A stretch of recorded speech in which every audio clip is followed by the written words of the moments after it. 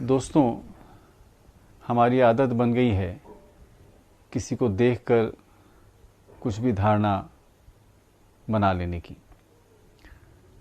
और बाद में फिर पछताना पड़ता है कि हमने ऐसा क्यों सोच लिया, हमने ऐसा क्यों कह दिया। ऐसे ही एक पिता अपने पुत्र के साथ ट्रेन में सफ़र कर रहे थे।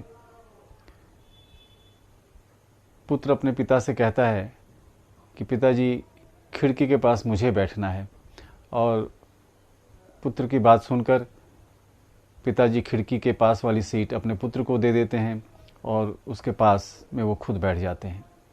ट्रेन चल पड़ती है और वो बेटा अपने पिताजी से साझा करता है कि पिताजी, ट्रेन बहुत तेज़ से चल रही है, देखिए कैसे लगता है सब कुछ घूम रहा है। देखिए पिताजी, वो पेड़ छूटे जा रहे हैं। पिताजी देखो, आकाश दौड़ रहा है। देखो पिताजी, वो गाय दिख रही है। देखो पिताजी, वो बकरी दिख रही है। बड़े ही उत्सुकता से वो सारी बातें अपने पिताजी के साथ साझा करता है।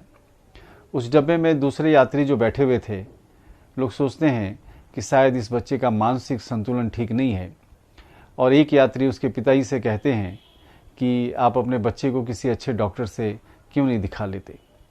पिता कहने लगे कि एक बहुत बड़े डॉक्टर से इसका इलाज करा के मैं वापस घर को जा रहा हूँ।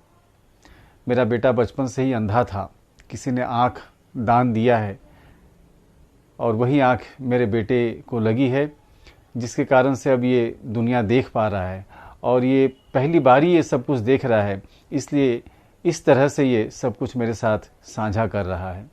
ये बात सुनते ही वो यात्री बड़ा शर्मिंदा हुआ कि बिना सोचे समझे ही मैंने इस बच्चे के प्रति धारणा बना ली थी, और उससे बाद में बहुत अफसोस होता है।